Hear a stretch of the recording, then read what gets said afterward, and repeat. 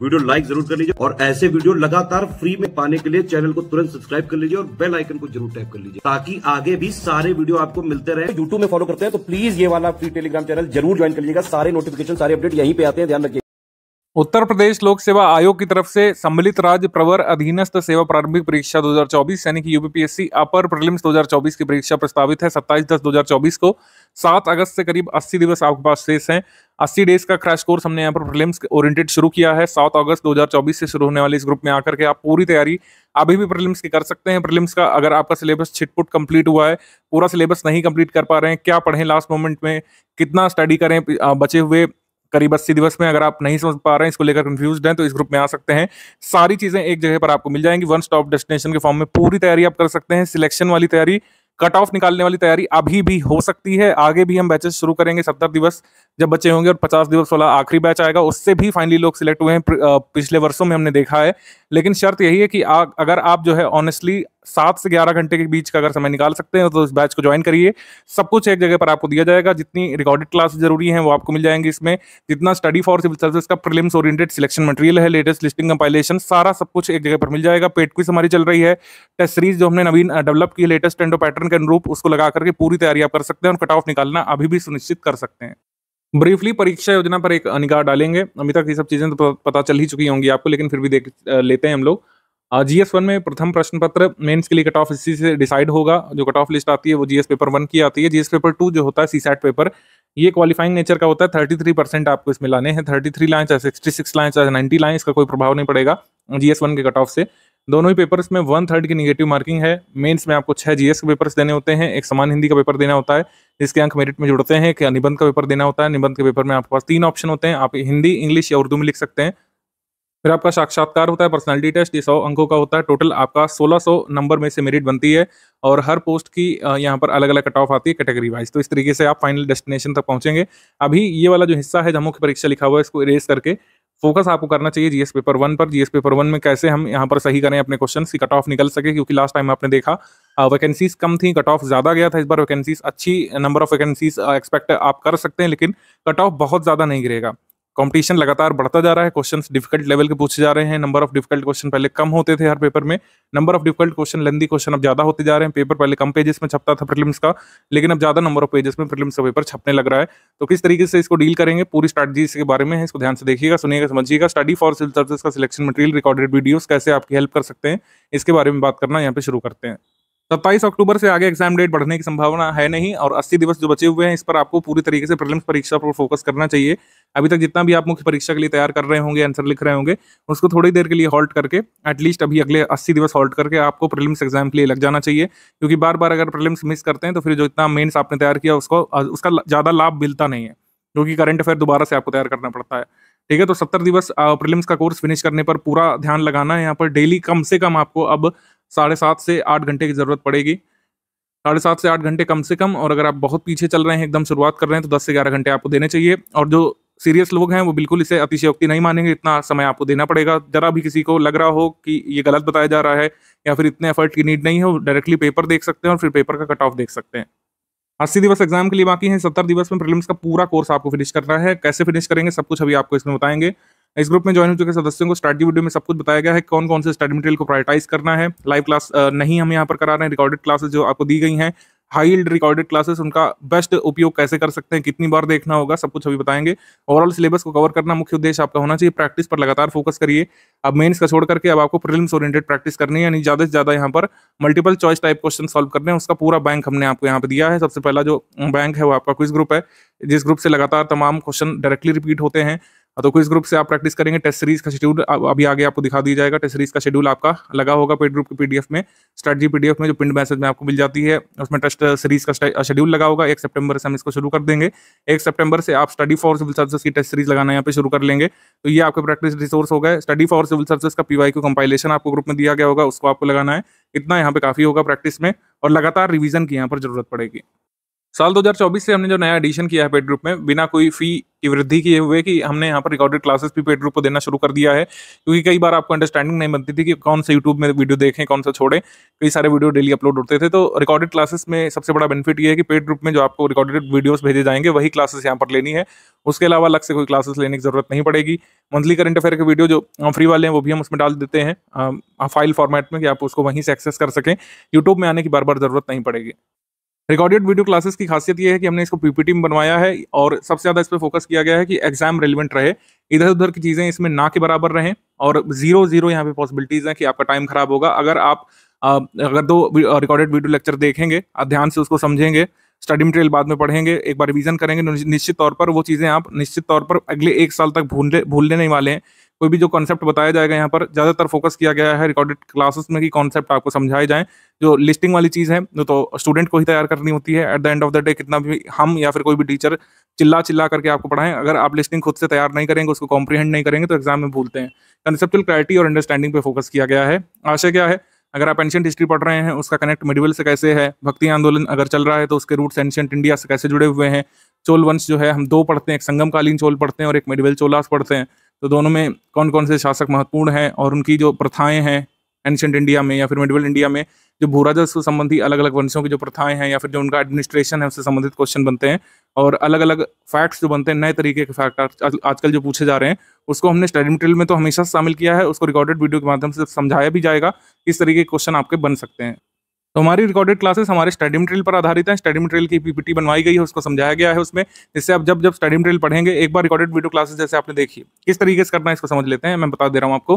पहला स्टेप क्या कर सकते हैं, जैसे आपके कॉन्सेप्ट अभी मजबूत नहीं है, अगर आप मानते हैं कि आप पहली बार प्रीलिम्स में अपीयर हो रहे हैं, तो सबसे पहला टास्क जो आपको करना है, फर्स्ट टास्क ये करना है कि रिकॉर्डेड वीडियो क्लासेस आपको एक बार देखनी है। अगर आप पेड ग्रुप में आए हैं तो मेरा रिकमेंडेशन यही है कि रिकॉर्डेड वीडियो क्लासेस सारी एक बार जरूर वॉच करिए, ठीक है। जितनी भी क्लासेस दी गई हैं एक बार आपको देखनी चाहिए, उसके बाद बार बार वीडियो क्लासेस नहीं देखना है। रिवीजन किससे होगा, रिवीजन होगा स्टडी मटेरियल से, क्योंकि जो रिकॉर्डेड वीडियो बनवाए गए हैं, रिकॉर्डेड वीडियो क्लासेस लेक्चर हमने रिकॉर्ड करे हैं, वो स्टडी मटेरियल पर पीपीटी बनवा करके ही करे गए हैं। तो रिवीजन इसका मल्टीपल टाइम्स आप किससे कर सकते हैं, पीडीएफ से कर सकते हैं।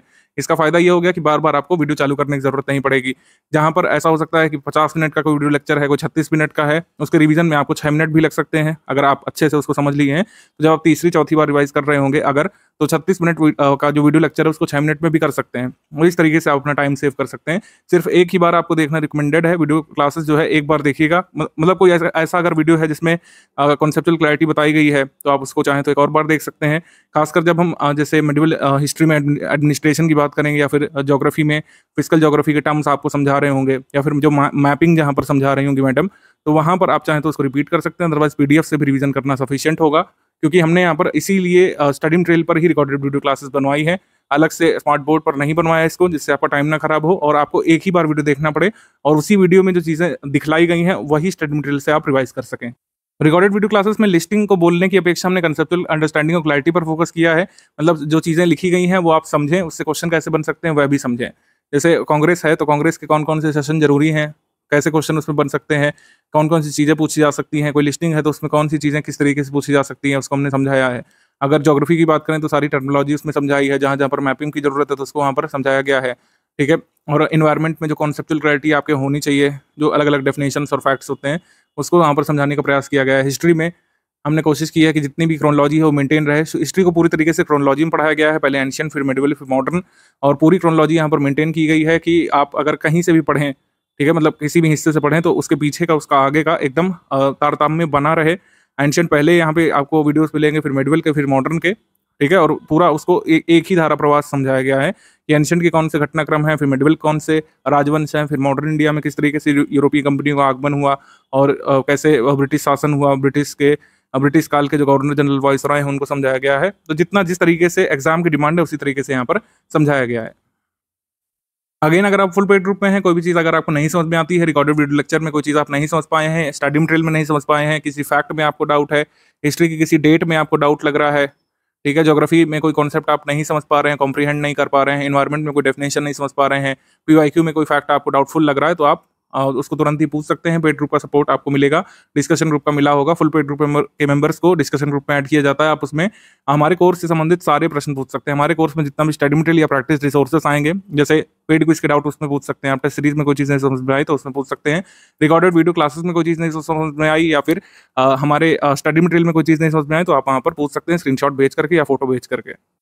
तो शुरुआत में ही मैंने बता दिया कि रिकॉर्डेड वीडियो क्लासेस से बार बार रिवीजन नहीं करना है। कुछ लोग पूछते हैं कि क्या हमको बार बार वीडियोस देखने पड़ेंगे, तो ऐसा नहीं है। रिकॉर्डेड वीडियो क्लासेस आप सिर्फ एक बार वॉच करिए, उतना सफिशिएंट होगा, लेकिन वॉच करिए बहुत ध्यान से, बहुत समय दे करके, और कोशिश करें कि स्टडी मटेरियल को सामने रख करके वॉच करें। पीडीएफ में स्टडी मटेरियल खोल लें और एक स्क्रीन पर हमारे वीडियोस खोल लें। आप इस तरीके से वॉच करिए, या फिर स्टडी मटेरियल का जिन लोगों ने प्रिंट लिया होगा तो प्रिंट को सामने रख करके वॉच करें, इससे ज़्यादा बेनिफिट आपको मिलेगा। एक बार वीडियो वॉच करेंगे और अगर 2 बार भी अगर आप स्टडी मटेरियल को रिवाइज कर ले गए और एक बार हमारे प्रैक्टिस रिसोर्सेज को सॉल्व कर ले गए तो निश्चित तौर पर आप अपना कट ऑफ क्लियर कर लेंगे। तो सिलेबस यहाँ पर डिस्कस करना शुरू करेंगे। सबसे पहले सीसैट पर बात कर लेते हैं, क्योंकि इसको बहुत ज़्यादा तवज्जो आपको देने की जरूरत नहीं है। 33% जो एग्जाम की डिमांड है उतनी तवज्जो ये जो पेपर है या फिर ये जो सिलेबस है सीसैट के डिजर्व करता है, मेरा ऐसा मानना है। प्रैक्टिस करके आपको किसी तरीके से 33% लाना है, यहाँ पे इंश्योर करना है, क्योंकि यही आयोग और एग्जाम की डिमांड है। इस पे बहुत ज़्यादा एक्सेल करने की जरूरत नहीं, क्योंकि ये मेंस में भी नहीं है इसका कुछ सिलेबस और ना ही आगे कहीं काम आएगा ट्रेनिंग वगैरह में भी। तो प्रैक्टिस करके आपको 33% इंश्योर करना है। सबसे पहले आपको प्रीवियस ईयर क्वेश्चन यहाँ पे देखना चाहिए, क्योंकि सीसैट में एक खास बात देखी गई कि इसमें ज़्यादा ट्रेंड नहीं बदलता है। ट्रेंड वगैरह, क्वेश्चन पूछे जाने का तरीका, इनोवेशन, ये सब आयोग करता है फर्स्ट पेपर में, जीएस वाले पेपर में। इसमें जैसा पूछा जा रहा था 2014 में, वैसे ही 2023 में भी आया था, वैसे ही 2024 में भी आने की उम्मीद बन रही है। आप पीवाईक्यू सबसे पहले देखिए, यही आपकी प्रिपरेशन का आधार बनेगा सीसैट में, क्योंकि हर स्टेट पीसीएस का सीसैट अलग तरीके का फ्लेवर लेकर के आता है। यूपी पीसीएस सीसैट में क्या होता है कि इसमें 4 सब्जेक्ट्स का वेटेज है। Elementary mathematics up to class 10th level, general English, सामान्य हिंदी और general mental ability, decision making यानी कि रीजनिंग भी जो आती है इसमें। और इसमें एक और सब्जेक्ट होता है कम्युनिकेशन वाला, ठीक है, पर्सनल मतलब कम्युनिकेशन स्किल्स और इंटरपर्सनल स्किल्स वाला जो पेपर मतलब जो होता है, जो एमबीए वगैरह में आप लोग पढ़ते हैं डिटेल में, तो उसका लाभ एमबीए वालों को काफ़ी मिल जाता है। इंटरपर्सनल स्किल का सिलेबस थोड़ा सा वाइड है, तो हम ज़्यादा उस पर ध्यान नहीं देते हैं। जो लोग फुल पेड ग्रुप मेंबर हैं या फिर जो फुल स्टडी मटेरियल वाले में जुड़े होंगे, इसको उसके लिए हमने स्टडी मटेरियल इसके लिए दिया होगा। लेकिन मैंने अगेन बताया कि आपको ऐसा नहीं करना है कि डेली अगर आप 8 घंटे स्टडी कर रहे हैं 2 घंटे सीसैट को दीजिए, ऐसा नहीं करिए। एक वीक में एक प्लान बनाइए कि संडे को या फिर जो है हर तीसरे चौथे पाँचवें दिन हमको एक पीवाईक्यू सॉल्व करना है। पीवाईक्यू से बहुत लाभ मिलता है आपको, खुद ही आप देखेंगे सॉल्व करते समय, क्योंकि जनरल इंग्लिश और जनरल हिंदी, कोई भी आपका मीडियम रहा हो, या तो इंग्लिश मीडियम रहता है हिंदी बेल्ट के लोगों का, या तो हिंदी मीडियम रहता है, उर्दू मीडियम कम लोगों का रहता है। तो इस तरीके से आपको लाभ मिलता है, क्योंकि जो ये इंग्लिश के कितने क्वेश्चन आते हैं, इंग्लिश के आपके 21-22 सवाल आते हैं और हिंदी के 21-22-23 सवाल आते हैं, और इन दोनों में ही कॉम्प्रीहेंशन कॉमन रहता है। कॉम्प्रीहेंशन यानी कि एक, जैसे हिंदी में जिसको गद्य बोलते हैं, ठीक है, वैसे इसमें कॉम्प्रीहेंशन आता है। इसमें कुल मिलाकर के 6-7 क्वेश्चन इंग्लिश वाले और 6-7 क्वेश्चन हिंदी वाले। ये तो गद्य को पढ़ के ही करने पड़ते हैं। बेसिक अगर आपकी नॉलेज है पैराग्राफ पढ़ने की, इतना सारा जीएस का स्टडी मटेरियल पढ़ना होता है, बहुत सारे पैराग्राफ आप वैसे ही पढ़ते समझते हुए चलते हैं। अगर उतनी भी स्किल डेवलप कर ली तो 6-7 ये 12-13 क्वेश्चन तो यहीं पर हो जाते हैं बस। और कितने बच रहे हैं? 21 क्वेश्चन आपको और कहीं से निकालने हैं। तो जो लोग इंजीनियरिंग बैकग्राउंड से हैं या फिर एमएससी किए हुए आते हैं या फिर किसी तरीके से साइंस फील्ड से एसोसिएटेड होते हैं, तो इतना लेवल का आता है ये लॉजिकल रीजनिंग और मैथमेटिक्स की, थोड़ा बहुत पीवाईक्यू एनालिसिस करके सवाल किए जा सकते हैं। यूपीएससी सीसैट जैसा नहीं होता है, ठीक है। पीवाईक्यू देख के आपको खुद ही समझ में आएगा। कुछ चीज़ें हालांकि तैयार करने वाली, जैसे वोकैबुलरी यूसेज, ईडियम्स और फ्रेजेस, ये कुछ चीज़ें आपको लर्न करनी पड़ेंगी। जो स्टडी मटेरियल में दिया है वही सफिशिएंट है।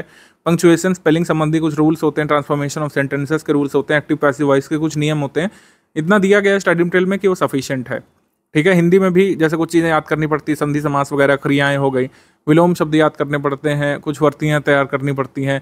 उत्तर प्रदेश की मुख्य बोलियों के बारे में एक चार्ट बना है, वो चार्ट देखना पड़ता है। हिंदी भाषा संबंधी अशुद्धियाँ देखनी पड़ती हैं। ये अशुद्धियाँ वाला तो आपको खैर मेंस में भी काम आ जाता है। हिंदी वाला जो है, क्योंकि मेंस में आपका 150 मार्क्स का है, तो अगर हिंदी थोड़ी सी तैयार भी कर लेंगे तो मेरे हिसाब से कोई हानि नहीं होगी, क्योंकि 150 मार्क्स का लिखित पेपर तो आपको देना ही है। थोड़ा सा हिंदी में ध्यान दिया जा सकता है, क्योंकि वर्तनी शुद्धि आपको वहाँ पे भी करना है, वाक्यांश के लिए एक शब्द वहाँ पे भी तैयार करना है, कुछ चीज़ें आपको तैयार करनी है हिंदी मेंस के लिए भी। तो इस तरीके से सीसैट पर टारगेट करिए। बहुत ज़्यादा समय यहाँ पर डेडिकेट नहीं करना है। पूरी अगर प्रिपरेशन की बात करें, प्रीलिम्स डेडिकेटेड प्रिपरेशन में किसी भी सूरत में 10% अपना हिस्सा अपने टाइम ड्यूरेशन का सीसैट को नहीं दीजिएगा, ये मेरा रिकमेंडेशन है।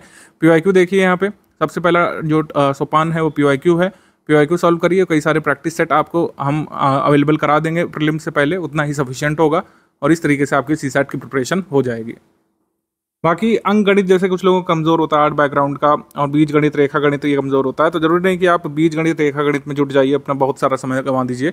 आप रीजनिंग पे टारगेट कर सकते हैं कुछ क्वेश्चन पर। कुछ क्वेश्चन बहुत बेसिक साधारण आते हैं, प्रतिशतता के कुछ फॉर्मूलेस होते हैं, काल समय दूरी वाले कुछ वैसे ही क्वेश्चन बार बार आते रहते हैं। ब्याज का एक दो फॉर्मूला होता है, औसत निकालने वाला आता है, जो लोग क्रिकेट में जो देखते रहते हैं वैसे ही औसत निकालने में आगे रहते हैं थोड़ा थोड़ा। तो मतलब जो रियल लाइफ सिनेरियो से जोड़ करके भी जितना अगर आपको लॉजिकल थिंकिंग आती है, लॉजिकल एबिलिटी है आपकी, तो इतना ज़्यादा कोर तैयारी करने की इसमें ज़रूरत नहीं पड़ती। मैंने अगेन बताया कि यूपीएससी सीसैट से इसको कंफ्यूज नहीं करिएगा। ये यूपी पीसीएस का सीसैट थोड़ा सा कम लेवल का ही माना जाता है अन्य स्टेट पीसीएस की तुलना में। इस सिलेबस पर बहुत ध्यान देने की जरूरत है, क्योंकि जीएस पेपर 1 से ही आपका कट ऑफ क्लियर होगा। जीएस पेपर 1 में जो एक ऑप्टिमम अंक जिसको कट ऑफ बोलते हैं, आप पोस्ट वाइज कैटेगरी वाइज अगर हासिल करेंगे तभी आप मेंस लिख पाएंगे, अदरवाइज फिर अगली बार आइए, ये आयोग का कहना है। तो सिलेबस यहाँ पे देख लेते हैं। हिंदी और इंग्लिश दोनों में अलग अलग लगा दिया है, बाईं तरफ हिंदी है, दाईं तरफ इंग्लिश है। ज़्यादा कुछ पता नहीं चलता। सिंपल बात यह है कि हर बार यही सिलेबस लिख करके दे देते हैं, और हर बार का पेपर अगर आप देखेंगे तो पेपर बदला हुआ देखने को मिलता है। इसीलिए बोलते हैं कि लगातार रीसेंट ट्रेंड और पैटर्न को फॉलो करते रहना चाहिए। जितने भी आयोग पेपर कराता है, जितने भी पेपर कराता है पूरे साल में, सारे पेपर का एनालिसिस हमारी टीम करती है, और उसमें समझने की हम लोग कोशिश करते हैं किस तरीके से एग्जामिनर अपने मूड को बदल रहे हैं, किस तरीके से जो अवधारणाएं हैं वो बदल रही हैं, क्या पूछना चाह रहा है आयोग हमसे, और किस लेवल की तैयारी की एक्सपेक्टेशन है आयोग को हमसे और आयोग की एग्जामिनेशन टीम को। ये हमको उनके पेपर से ही कम्युनिकेट होते हुए पता चलता है, क्योंकि सिलेबस बहुत वेग तरीके से लिखा गया है। सिंपल बात यह है कि भारत और विश्व का भूगोल इसमें लिख दिया है, भारत विश्व का भौतिक, सामाजिक और आर्थिक भूगोल, और इसमें बहुत सारी चीज़ें आ सकती हैं। आप समझ रहे हैं आर्थिक भूगोल का मतलब, आप समझ रहे हैं कि मतलब जितने भी पोर्ट हैं पूरे ग्लोब में उनमें से कुछ भी पूछा जा सकता है, जितने भी हवाई अड्डे हैं उनके बारे में कुछ आ सकता है, जितनी भी कंट्रीज़ हैं उनकी कैपिटल पूछने को आ सकता है।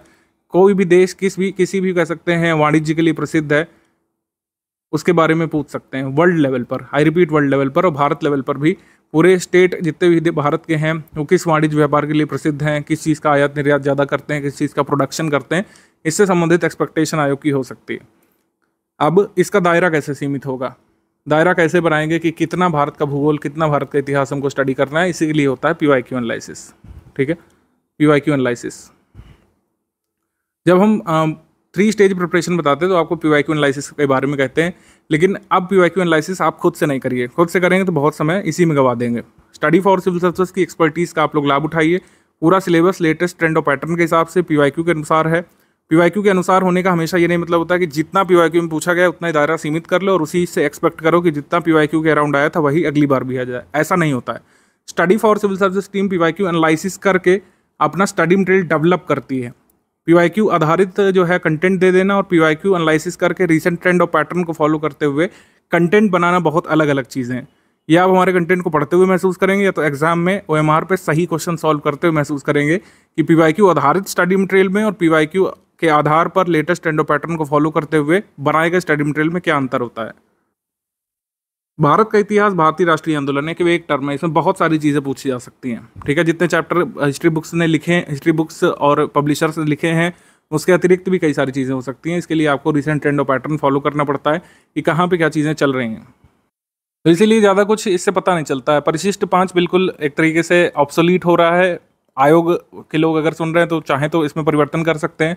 यूकेपीएससी में क्या होता है, यूकेपीएससी में 14-15 पेज में सिलेबस लिख करके आता है, उसमें बाकायदा स्पेसिफिकली लिख करके देते हैं कि किन किन शासकों के बारे में पूछ रहे हैं। उत्तराखंड का इतिहास है तो किन किन उत्तराखंड के शासकों के बारे में पूछेंगे, किन किन वंश के बारे में पूछेंगे, और अगर अंग्रेजों के बारे में पूछ रहे हैं तो किन किन वाइसरॉय के बारे में, किन किन अधिनियमों की बारीक जानकारी पूछी जा सकती है, ये सब लिख करके आता है। झारखंड पीसीएस का भी सिलेबस आप देखिए डिटेल में लिख करके आता है। यूपीपीएससी इसी तरीके से एक परिशिष्ट 5 बना देता है और पीवाईक्यू के आधार पर और रीसेंट ट्रेंड और पैटर्न जो इस साल हुए पेपर्स में आपको देखने को मिलता है उसके हिसाब से आपको अंदाज़ा लगाना पड़ता है। कुछ चीज़ें काफ़ी मिसलीडिंग भी हो जाती है, जैसे यहाँ पे लिखा है कि biodiversity and climate change general issues on environmental ecology that do not require subject specialisation. कई बार ये चीज़ गलत साबित होती है। सब्जेक्ट स्पेशलाइजेशन के बिना जिस हिसाब के क्वेश्चन पूछे जाते हैं आप उसको आंसर नहीं कर सकते हैं। सब्जेक्ट्स को अच्छे से पढ़ने की ज़रूरत होती है। एक नॉर्मल ह्यूमन बीइंग, मान लीजिए कोई एमएनसी में काम कर रहा है, आप उससे जाकर के पूछिए कि निश का मतलब क्या होता है इन टर्म्स ऑफ एनवायरनमेंट, शायद वो नहीं बता पाएंगे। ठीक है, उनसे आप पूछिए कि कार्बन कैप्चर कैसे होता है, वो शायद नहीं बता पाएंगे।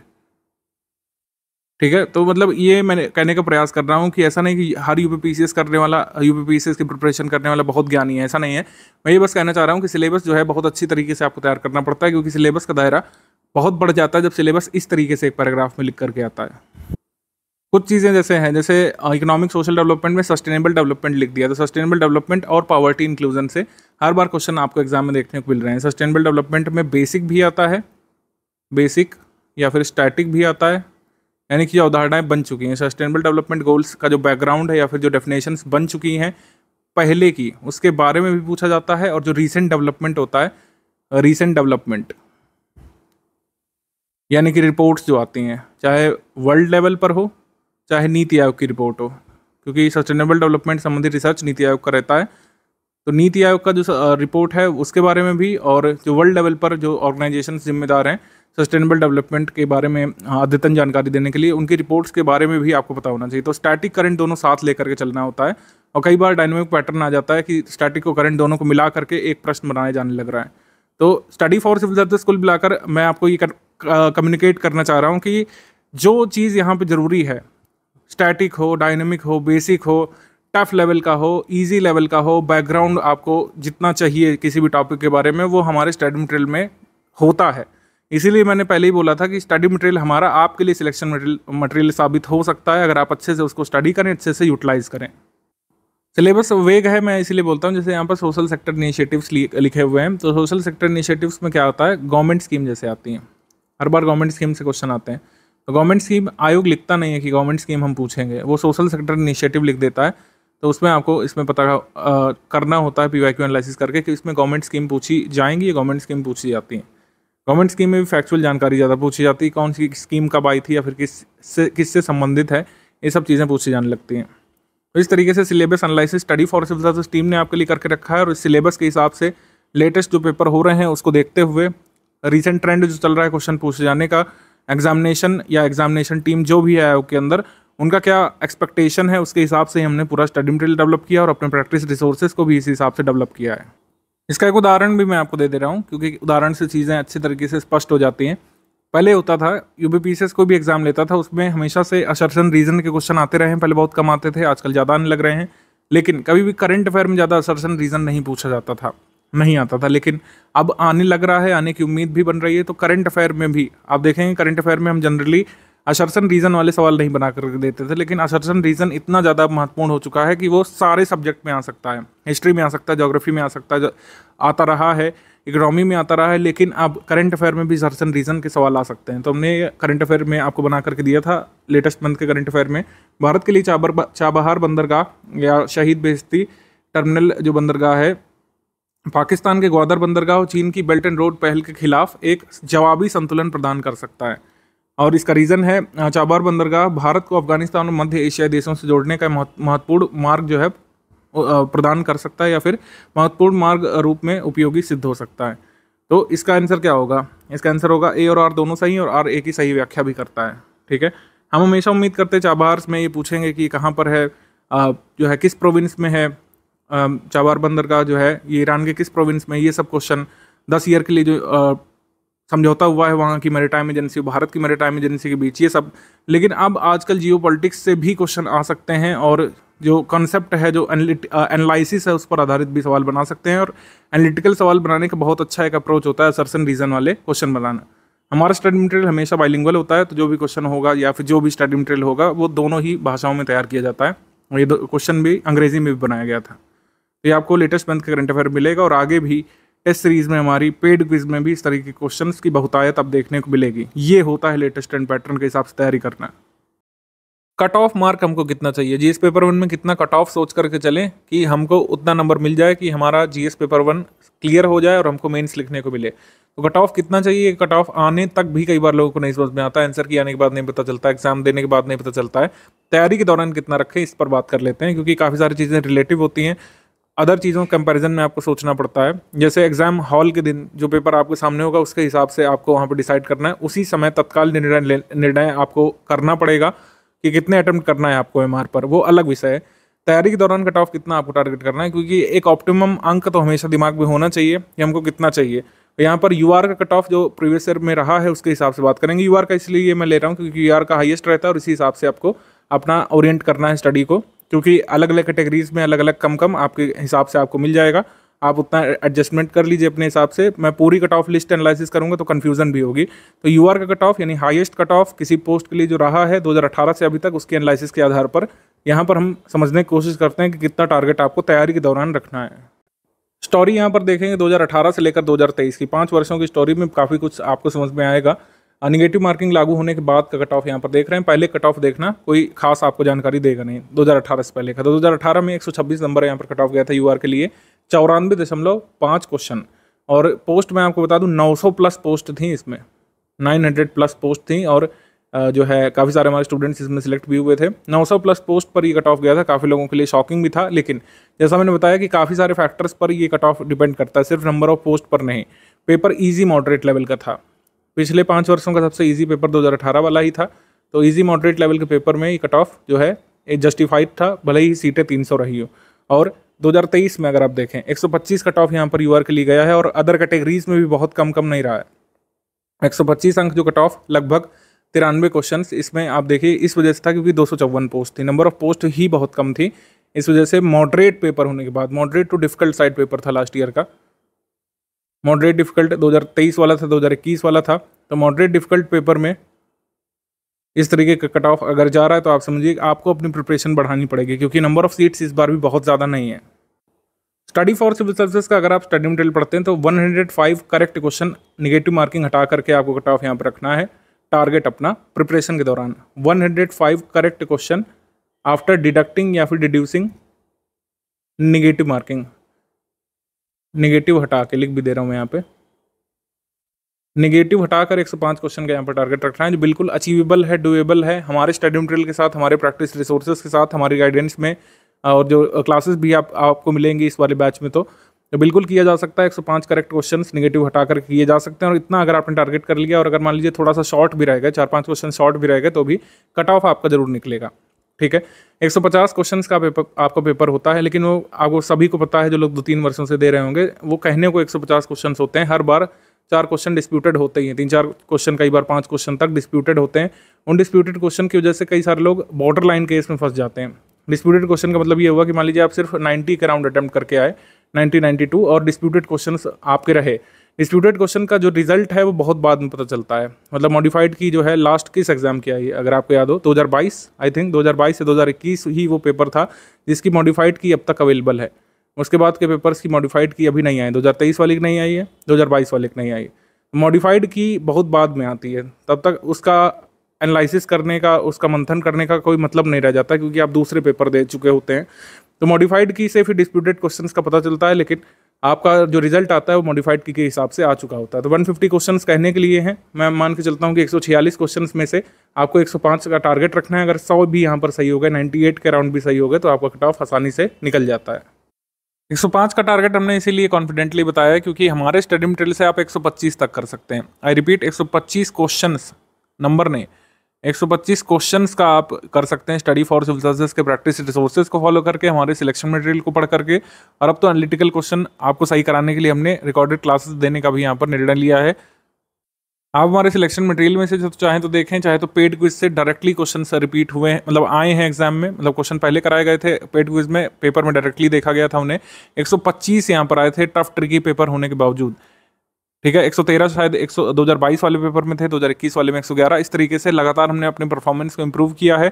लगातार स्टडी मटेरियल को अपडेट किया जाता है। पेड क्विज के क्वेश्चंस नए तरीके से बनाए जाते हैं, टेस्ट सीरीज हर साल नए तरीके से बनाई जाती है, और क्वेश्चंस हम लोग रिपीट नहीं करते हैं। कुछ क्वेश्चंस जो बहुत अति संभावित होते हैं, जिनको आना ही आना होता है, रिपीट होकर के सिर्फ वही क्वेश्चन रिपीट किए जाते हैं। हमारा स्टडी मटेरियल हर बार अपडेट होता है। मान लीजिए लिस्टिंग PDF है, ठीक है, ज्योग्राफी की लिस्टिंग है, उसमें हमने 2022 में मान लीजिए 22 टॉपिक कवर किए हैं, तो 2023 में हम 28 करते हैं, 2024 वाले में करीब जो है 35 टॉपिक करेंगे, क्योंकि हर बार हमारी रिसर्च होती है, कुछ ना कुछ चीज़ें बढ़ती हैं, नए एरियाज़ पर आयोग फोकस कर रहा है और इसी हिसाब से पेपर टफ आ रहा है। अगर सिर्फ PYQ पूछे जाते, PYQ को घुमा फिरा के पूछा जाता, तो पेपर कभी टफ या ट्रिकी नहीं बन सकता है आजकल के डिजिटल दौर में, क्योंकि सबके पास सब कुछ अवेलेबल है। ठीक है, तो इसी वजह से आयोग जिस तरीके से बदल रहा है, इनोवेशन कर रहा है क्वेश्चंस में, जो टॉपिक मौजूद हैं इंडियन ज्योग्राफी, वर्ल्ड ज्योग्राफी, उन्हीं में से नए नए तरीके से जो क्वेश्चन बन रहे हैं, करंट अफेयर के नवीन तरीके से प्रश्न बन रहे हैं, उसी को हम समाहित करते हैं अपने स्टडी मटेरियल में। आप लगातार प्रूफ देख सकते हैं। 2022 में 113 क्वेश्चन और हमने वादा किया था इससे बढ़ाएंगे, और उतना ही टफ पेपर रहा, उतना ही ट्रिकी पेपर रहा, लेकिन 150 में से 125 क्वेश्चन आप कर सकते थे। सारे प्रूफ हमने यहाँ पे दिए हैं। जो जितना पूछा जाता है हमारे एग्जाम में, उतना ही हमारे स्टडी मटेरियल में दिया रहता है, कोई ज़्यादा नहीं। बहुत लिमिटेड नंबर ऑफ पेजेस के सिलेक्शन मटेरियल में और लिमिटेड नंबर ऑफ क्वेश्चन हम पेड क्विज में कराते हैं। टेस्ट सीरीज आपको पता है कितनी होती है, अभी मैं बता रहा हूँ शायद 30 टेस्ट सीरीज हैं, सब मिला करके उतना ही आपको लगाना है, और आप जो है आराम से कट ऑफ पार कर सकते हैं।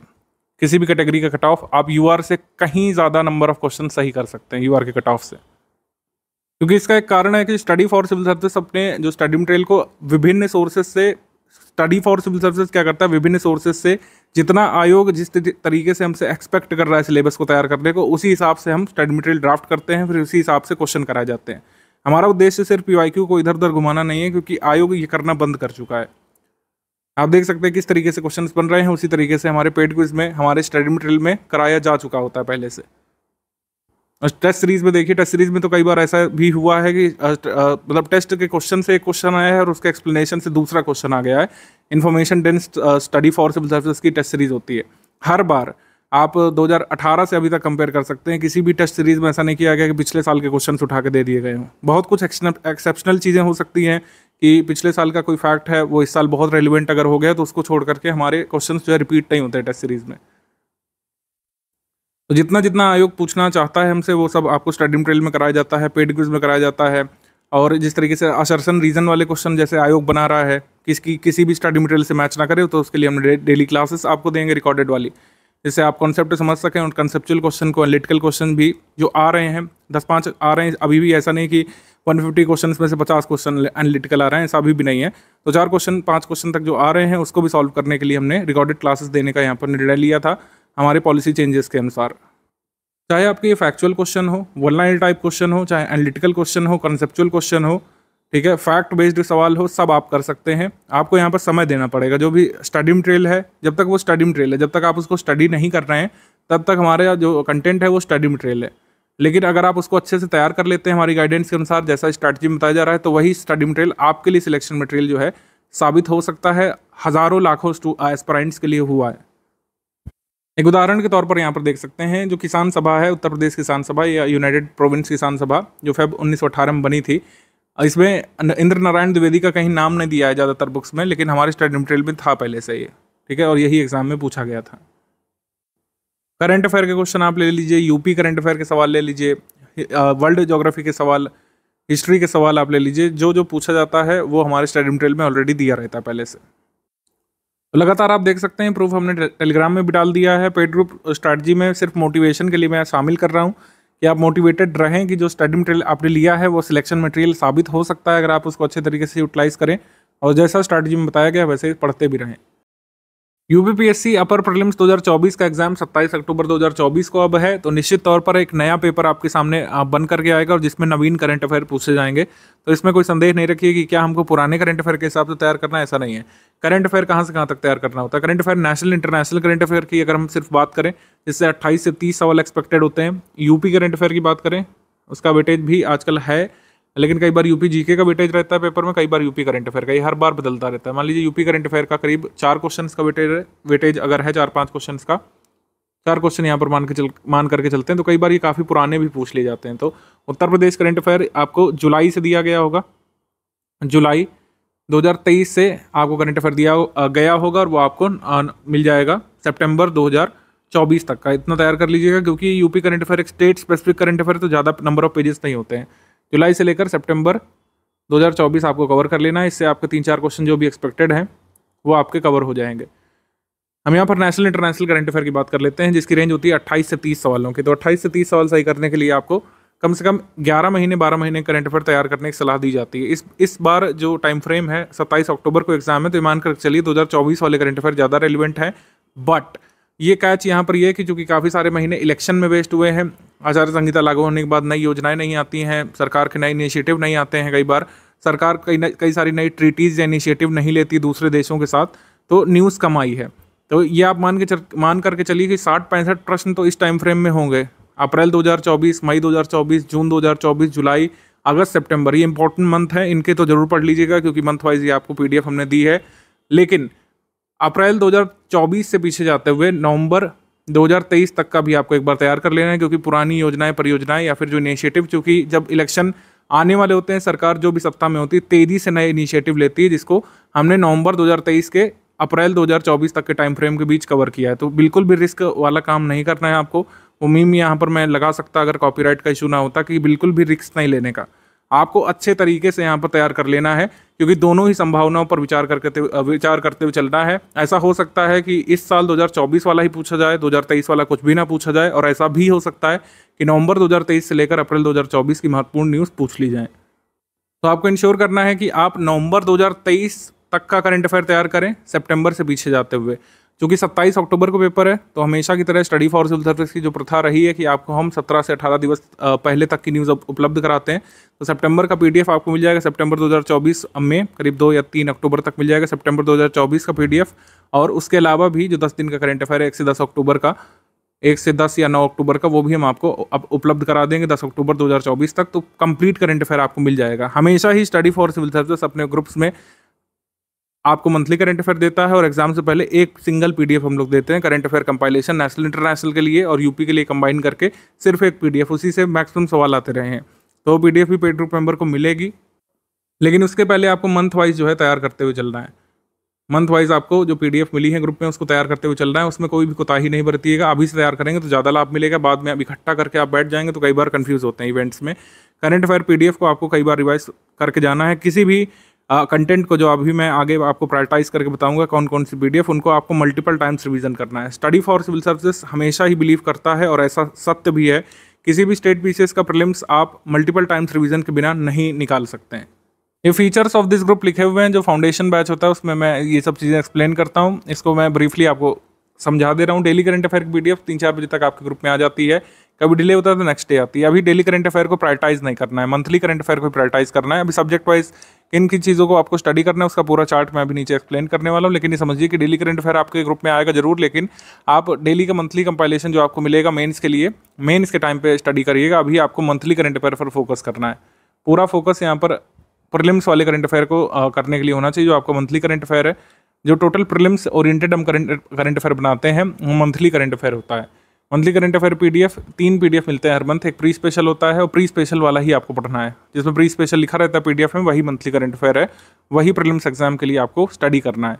डेली का मंथली मिलता है, और 400-500 क्वेश्चन करंट अफेयर के वन लाइनर टाइप में आपको प्रैक्टिस के लिए मिलता है एमसीक्यू। उनको प्रैक्टिस के लिए चाहें तो आप कर सकते हैं। ये एमसीक्यू करना ये मैंडेटरी नहीं है, ये मैंडेटरी नहीं है, ध्यान रखिएगा। नॉट मैंडेटरी ये है, क्योंकि इससे मिलते जुलते क्वेश्चंस कई सारे हम पेड क्विज में ऑलरेडी करा देते हैं। आपका सेक्शनल टेस्ट होगा करंट अफेयर का, उसमें करा देते हैं। तो ये मैंडेटरी नहीं कि आप 400-500 क्वेश्चन करंट अफेयर के जरूर करें। हालांकि कुछ लोग अलग से मांगते हैं, तो ये पेड ग्रुप में आपको पीडीएफ दी जाती है। प्री स्पेशल करंट अफेयर पर फोकस आपको करना है। यूपी करंट अफेयर की जो पीडीएफ आती है उस पर फोकस करना है। यूपी करंट अफेयर की पीडीएफ करीब 12-13 तारीख को आपके ग्रुप में आती है। अभी तक का जितना भी अपडेटेड है वो हमने दे दिया। करंट अफेयर आपको 1.5 साल का कवर करना है यूपी का, ये ध्यान रखिएगा, क्योंकि यूपी करंट अफेयर कई बार बहुत पुराना भी पूछ लिया जाता है। तो लोग हमारे फुल पेड ग्रुप में उनको डाउट क्लियरेंस का सपोर्ट मिलता है डेली बेसिस पर। आप कभी भी कोई भी डाउट पूछ सकते हैं। कोई भी आपका फैक्ट में डाउट है, कंसेप्ट में डाउट है, तो आप पूछ सकते हैं। कई बार आप खुद कंफ्यूज हो जाते हैं गूगल वगैरह करके। जैसे यहाँ पे मैंने एक चीज़ लिख भी दी है पीडीएफ में, हमारी टीम ने लिखा है कि आपको आरएनडी में नहीं पढ़ना है। ये बड़ा स्पष्ट तरीके से हमने लिख दिया है। कई बार आप लोग गूगल करना समझ नहीं पाते हैं, और कई बार अपना भी टाइम वेस्ट करते हैं, हमारी टीम का भी कई बार कर देते हैं। आप गूगल फर्स्ट रिजल्ट देखते हैं, आपको पता चलता है कि वो गलत है बाद में जा करके, ठीक है। तो study for civil services team ये नहीं क्लेम कर रही है कि हमारा जो अपडेटेड डेटा है वो गूगल के टक्कर का है या फिर कोई भी एप्लीकेशन से अधिक अपडेटेड है, ऐसा नहीं है। लेकिन हमारा प्रयास रहता है कि हमेशा लेटेस्ट इन्फॉर्मेशन अपडेटेड दी जाए। एरर करेक्शन के नाम पर कोई मिसप्रिंट हो सकता है, ठीक है, कोई जो है ग्रामेटिकल एरर हो सकती है, उसको जो है अपडेट करने के लिए हमने पेड क्विज ग्रुप में मैसेज देते हैं। कोई एरर आ गई, मान लीजिए कोई क्लरिकल एरर आ गई, मतलब मार्क करना था कोई सही ऑप्शन, वो दूसरा ऑप्शन मार्क हो गया, ठीक है, मतलब कोड सही है, एक्सप्लेनेशन में कोई दूसरा एक्सप्लेनेशन गिवन है, या फिर कभी कुछ फॉर्मेटिंग एरर आ गई, बस ऐसे ही एरर होती है। बाकी फैक्चुअल कोई एरर होती नहीं है और कभी भी नहीं रही है। अगर कोई एरर होती भी है तो उसको एग्जाम से बहुत दिन पहले आपको अपडेट कर दिया जाता है। तो मैं आपको हमेशा बोलता हूँ, हमारी टीम भी हमेशा रिकमेंड करती है कि जो दिया गया है उसको आप स्टडी करने पर फोकस करिए। और खासकर जो ये क्रैश कोर्स में आते हैं, आपको टोटली हमारी पीडीएफ पर रिलाई करना चाहिए। इधर उधर की एक आध स्पेलिंग मिस्टेक जो कि ऑलरेडी हम करेक्ट कर देते हैं, उसको छोड़ करके कोई एरर आपको नहीं मिलेगी कि आप हर चीज़ चेक कर रहे हैं। अगर आप हर चीज़ चेक करने बैठेंगे तो पूरा स्टडी मटेरियल तैयार नहीं कर पाएंगे। जैसे मैं एक उदाहरण आपको देता हूँ, जैसे लेटेस्ट टाइगर रिजर्व के बारे में अभी एक क्वेरी ग्रुप में आई थी। किसी महोदय ने, हमारे प्रिय सदस्य ने देखा होगा गूगल पर, उन्हें किसी पॉपुलर कोचिंग की वेबसाइट ने कोई टाइगर रिजर्व दिखाया होगा कि ये 54वां है कि 55वां है, और उसमें वो महोदय कंफ्यूज हो गए थे, बार बार सवाल कर रहे थे ग्रुप में। तो मैंने एक वीडियो बनाया था उनके मतलब उनके डाउट को सॉल्व करने के लिए। वीडियो मैं अभी आगे के हिस्से में इसमें लगा दे रहा हूँ, आप इसको खुद सुनिए और समझिए किस तरीके से आपको डेटा देखना होता है। और कई बार गूगल रिजल्ट जो है मिसलीडिंग होता है, गूगल फर्स्ट रिजल्ट, और ऑफिशियल सोर्सेज का क्या होते हैं, उसी हिसाब से आपको स्टडी मटेरियल्स हमारी टीम देती है। अब आपको हर लाइन पे हम आपको अगर एक्सप्लेनेशन देने लगे कि हमने इस सोर्स से लिया है, हमने इस ऑफिशियल सोर्स से लिखा है, तो ये बहुत टाइम कंज्यूमिंग जॉब है और इसका आपको काम नहीं है। आपको एग्जाम में नहीं पूछा जाएगा OMR भरते समय कि पीछे OMR पे लिखिए कि कहाँ से आपने पढ़ा, ऐसा कुछ नहीं होता है। तो study for civil services team latest updated source जो हैं, जो सोर्सेस आयोग मानता रहा है, पहले आयोग जिन सोर्सेज को मानता है, उन सोर्सेज को लेकर के हम स्टडी मटेरियल अपना डेवलप करते हैं और हमेशा इंश्योर करते हैं कि सरकारी वेबसाइटों से सरकारी सोर्स जो है, जो आयोग बाध्य है उन सोर्सेस को मानने के लिए, उन सोर्सेज से हम स्टडी मटेरियल अपना डेवलप करते हैं। तो लेटेस्ट टाइगर रिजर्व के बारे में जो कन्फ्यूजन है, ये आप भी क्लियर कर लीजिए यहाँ पर, और इसको समझ लीजिए किस तरीके से ऑफिशियल डेटा देखते हैं। भारत का 53वां, 54वां और 55वां टाइगर रिजर्व कौन सा है, इसको लेकर कन्फ्यूजन है। 53वें को लेकर तो नहीं है, 54वें, 55वें को लेकर बहुत कन्फ्यूजन है। दुर्गावती टाइगर रिजर्व जो अभी नोटिफाई हुआ है मध्य प्रदेश का, और राजस्थान का धौलपुर करौली, इसमें 54वां कौन है, 55वां कौन है, बहुत कन्फ्यूजन है इसमें। तो मैं यहाँ पर आपको बता दूं कि भारत का अंतिम टाइगर रिजर्व जो फाइनली नोटिफाई हो चुका है, वो है दुर्गावती टाइगर रिजर्व। वीरांगना दुर्गावती टाइगर रिजर्व पूरा नाम है इसका, ये मध्य प्रदेश में है। ठीक है, ये भारत का 54वां पूर्णतः नोटिफाइड टाइगर रिजर्व है। 55वां अभी बना नहीं है भारत का, क्योंकि टाइगर रिजर्व नोटिफाई होने के कुछ स्टेप्स होते हैं, उसके सारे स्टेप धौलपुर करौली के अभी पूरे नहीं हुए हैं, ध्यान रखिएगा। NTCA अपनी वेबसाइट पे लिखता है कि टाइगर रिजर्व नोटिफाई होने की प्रक्रिया क्या है, प्रोसेस क्या है। सबसे पहले क्या होता है, प्रपोजल जो है ये स्टेट लाता है, प्रपोजल स्टेट ऑब्टेन करता है। इन प्रिंसिपल अप्रूवल जो है कम्युनिकेट किया जाता है NTCA की तरफ से, पूरे प्रपोजल को अच्छे से स्क्रूटनाइज करके। सेक्शन 38(5) जो है वाइल्ड लाइफ प्रोटेक्शन एक्ट 1972 का, उसके तहत NTCA रिकमेंड करता है प्रपोजल को स्टेट को पूरी तरीके से देखने के बाद, और फिर फाइनल जो स्टेप होता है, स्टेट गवर्नमेंट नोटिफाई करती है अपने टाइगर रिजर्व को, एरिया सहित सब कुछ बताया जाता है, किस एरिया से किस एरिया तक है, बाकायदा इसमें कोऑर्डिनेट्स तक दिए जाते हैं। ठीक है, तो दुर्गावती टाइगर रिजर्व ये सारी प्रक्रिया फॉलो कर चुका है 4 स्टेप की, जबकि जो धौलपुर करौली वाला टाइगर रिजर्व है उसमें ये वाला स्टेप बाकी है अभी। ठीक है, धौलपुर करौली में ये लास्ट स्टेप बाकी है, तो इस वजह से हम ये नहीं कह सकते कि Dholpur Karauli last tiger reserve है जो नोटिफाई हो चुका है। प्रपोजल हो चुका है, प्रपोजल को अप्रूव भी कर चुका है NTCA, ये भी हो चुका है। आखिरी स्टेप अभी बाकी है धौलपुर करौली को नोटिफाई होने में। तो हम ये कह सकते हैं कि भारत का 55वां टाइगर रिजर्व बनेगा धौलपुर करौली, जब नोटिफाई हो जाएगा फाइनली स्टेट के द्वारा। ठीक है, बाकी प्रूफ की अगर हम बात कर लें, ऑथेंटिक इसलिए मान रहे हैं क्योंकि स्वयं जो हमारे इन्वायरमेंट मिनिस्टर हैं, इन्होंने ट्वीट किया था 31 अक्टूबर 2022 को कि रानीपुर जो है ये 53वां टाइगर रिजर्व है। इसमें तो खैर क्लैरिटी है, और ये भी इसमें कहा था 22 सितंबर को 2023 में इन्होंने ट्वीट किया था कि हमारा टाइगर रिजर्व जो टोटल नंबर 54वां हो चुका है, और 54वां कौन सा बना है, वीरांगना दुर्गावती टाइगर रिजर्व, इसको फाइनली नोटिफाई किया जा चुका है। जब कोई टाइगर रिजर्व फाइनली नोटिफाई होता है तो स्टेट की तरफ से गजट नोटिफिकेशन छपता है, और उसमें बाकायदा पूरे टाइगर रिजर्व की डिटेल दी जाती है, कोऑर्डिनेट्स और उसके पूरे एरिया की डिटेलिंग सहित। तो ये वीरांगना दुर्गावती की छप चुकी है, धौलपुर करौली की बाकी है। तो इस वजह से हम कह सकते हैं कि वीरांगना दुर्गावती टाइगर रिजर्व हमारा जो है ये 54वां टाइगर रिजर्व है। ठीक है, 55वां कौन सा बनेगा, धौलपुर करौली बनेगा। 53वां कौन सा है, रानीपुर टाइगर रिजर्व उत्तर प्रदेश का। आई होप आपको ये कन्फ्यूजन आपकी नहीं रहेगी। तो आपने देखा होगा, समझा होगा किस तरीके से ऑफिशियल डेटा देखा जाता है, और कई बार गूगल का फर्स्ट रिजल्ट आपको मिसलीडिंग फैक्ट बता देता है, और उसको हर बार सही नहीं मानना है। पेड ग्रुप सिर्फ ज्वाइन करना है यहाँ पे सफिशिएंट नहीं है, सारे अपडेट इसके फॉलो करने होते हैं। जो PDF मैं आगे आपको बताने जा रहा हूँ, इसका मल्टीपल टाइम्स रिवीजन करना है। करंट अफेयर जितना बताया गया उतना स्टडी करना है। मिसलेनियस PDF यहीं पर मिलेगी। Economy data latest updated, current affair में एग्रीकल्चर डेटा, मिनरल डेटा, सब कुछ यहाँ से मिलेगा। इंटरिम बजट का अभी आपको दे दिया गया है, इंटरिम बजट के फैक्ट दे दिए गए हैं। अब जुलाई में जो नई सरकार बनेगी, जुलाई एंड तक आप एक्सपेक्ट कर सकते हैं कि नया बजट आएगा, जुलाई फर्स्ट वीक में भी आ सकता है। तो इंटरिम बजट आपको दिया जा चुका है, इसको भी स्टडी करना है। ठीक है, इसको भी स्टडी करना है, ऐसा नहीं कि इसको आप छोड़ देंगे, इसको भी देख लीजिएगा। और साथ ही जो बजट नया आएगा जुलाई मंथ में, जिसमें नई स्कीम अनाउंस की जा सकती है सरकार के द्वारा, इसको भी देखिएगा। बजट इकोनॉमिक सर्वे जो आएगा, इकोनॉमिक सर्वे तो जुलाई मंथ में ही आएगा, बजट इकोनॉमिक सर्वे के नोट्स वगैरह हम आपको देंगे, आपको पूरा डॉक्यूमेंट नहीं पढ़ना पड़ेगा 600-700 पेजेस का। हमेशा ही स्टडी फॉर सिविल सर्विसेज जो है बजट इकोनॉमिक सर्वे के नोट्स अपने पेड ग्रुप को देता है और इससे कई बार क्वेश्चन भी आते हैं। पिछले साल आए थे कई सारे क्वेश्चन इकोनॉमिक सर्वे के हमारी समरी से और बजट से। प्रीलिम्स 2024 से पहले कई सारे क्वेश्चंस की आपको प्रैक्टिस करके जाना मैंडेटरी है। प्रैक्टिस रिसोर्सेज क्या कह रहेंगे इसको स्पष्ट कर देता हूं मैं। स्टडी फॉर सिविल सर्विसेज की पेड क्विज एक रिसोर्स है, स्टडी फॉर सिविल सर्विसेज का पीवाईक्यू कंपाइलेशन है, स्टडी फॉर सिविल सर्विसेज की टेस्ट सीरीज है, एमसीक्यू बैंक है और इसी प्रायोरिटी में आपको करना है। टेस्ट सीरीज प्रायोरिटी पर रहेगी, पेड क्विज प्रायोरिटी पर रहेगी और स्टडी फॉर सिविल सर्विसेज का पीवाईक्यू कंपाइलेशन प्रायोरिटी पर रहेगा। और आपके पास समय बच रहा है तो एमसीक्यू बैंक भी लगा सकते हैं, तो ये प्रायोरिटी रहेगी। पेड क्विज लगाना बहुत ज़रूरी है। पेड क्विज लगाना इसलिए भी ज़रूरी है, एक तो सिलेबस की तैयारी के लिए, सिलेबस की ओवरऑल अंडरस्टैंडिंग के लिए कि जैसे आपने चोल वंश पढ़ा, गुप्त वंश पढ़ा, वाकाटक वंश पढ़ा, 10-15 वंश पढ़ डाले हिस्ट्री में, एनिशेंट में, मेडिवल में, मॉडर्न में, आप क्वेश्चन भी कर पा रहे हैं उसके कि नहीं कर पा रहे हैं, इसकी टेस्टिंग कैसे होगी, आप खुद को कैसे जानेंगे। आप पेड क्विज करते हैं उसमें इंस्टेंटेनियस रिजल्ट आता है। पेड क्विज की कभी पीडीएफ इसी वजह से हम लोग नहीं देते हैं क्योंकि पेड क्विज का जो मेथड है, जो मेथडोलॉजी है, मोडस ऑपरेंडाई है, उससे आपको फेमिलियर बनाना है और उससे फेमिलियर बनाने का लाभ आपको मिलता है, वो इस तरीके से मिलता है। अभी मैं आपको प्रैक्टिकली दिखाऊंगा भी पेड क्विज में कि किस तरीके से, जैसे आप मान लीजिए कोई फैक्ट देख रहे हैं, उसमें मान लीजिए फैक्ट बताया गया कि चोल वंश जो है 2 बार शासन करता है, या फिर सेकेंड सेंचुरी एडी से लेकर लगभग 7th सेंचुरी तक चोल वंश जो है हिस्ट्री से गायब हो जाता है और फिर से जो है रिजरेक्ट होता है 850 एडी के करीब। ये फैक्ट है। अब ये फैक्ट आप मान लीजिए भूल सकते हैं, लेकिन पेड क्विज में अगर 2-3 स्टेटमेंट वाला सवाल इसमें करा दिया गया या फिर हमारी टेस्ट सीरीज में करा दिया गया तो आप इसमें भूलेंगे नहीं। या फिर कोई छिपा हुआ तथ्य है, कोई ऑर्गेनाइजेशन से जुड़े व्यक्ति का नाम है, किसी ऑर्गेनाइजेशन का हेडक्वार्टर हमने पूछ लिया आपसे, एंशिएंट हिस्ट्री की कोई डेट पूछ ली, किसी एक्ट का ईयर पूछ लिया कि जो है आर्म्स एक्ट कब आया था ब्रिटिश काल में, बताइए उसको, तो कई बार आप भूल जाते हैं, आपने पढ़ा हुआ भूल जाते हैं।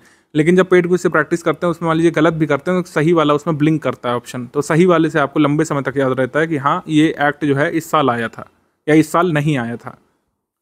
ये मेमोरी आपकी क्रिएट होती है पेड क्विज को जैसे हमने दिया है फॉर्मेट में उसी में करने से। पेड क्विज की पीडीएफ जो है ग्रुप में नहीं दी जा सकती, ये बात जो है अच्छे से समझ लीजिए। पेड क्विज की कभी भी पीडीएफ पेड ग्रुप में नहीं दी जा सकती है।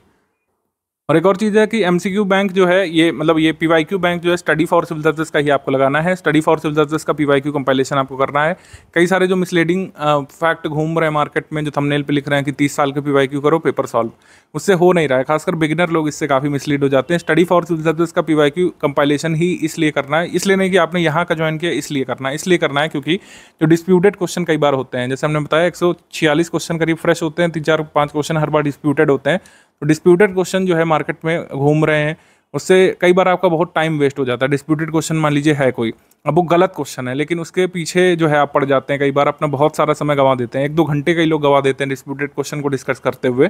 ऐसा नहीं करना है। डिस्प्यूटेड क्वेश्चन हमने अपने पीवाईक्यू कंपाइलेशन से लगभग हटा दिए हैं। मान लीजिए कोई ऐसा क्वेश्चन है कि जिसमें चारों ऑप्शन सही हैं तो उसको हमने रखा है, लेकिन कोई अगर डिस्प्यूटेड क्वेश्चन है जो गलत क्वेश्चन है या इनकम्प्लीट क्वेश्चन है या इनकोहेरेंट क्वेश्चन है तो उसको हमने हटा दिया अपने पीवाईक्यू कंपाइलेशन से। एक चीज़। और दूसरी चीज़ ये है कि पीवाईक्यू कंपाइलेशन जो मार्केट में उनकी वॉल्यूम बहुत ज़्यादा है, उन्होंने अन्य आयोगों द्वारा कराए जाने वाले पेपर्स के क्वेश्चन को भी शामिल कर लिया है, जो एक सही प्रथा नहीं है। हर आयोग का पेपर अलग अलग है, हर आयोग का सिलेबस और पूछे जाने का तरीका अलग अलग होता है।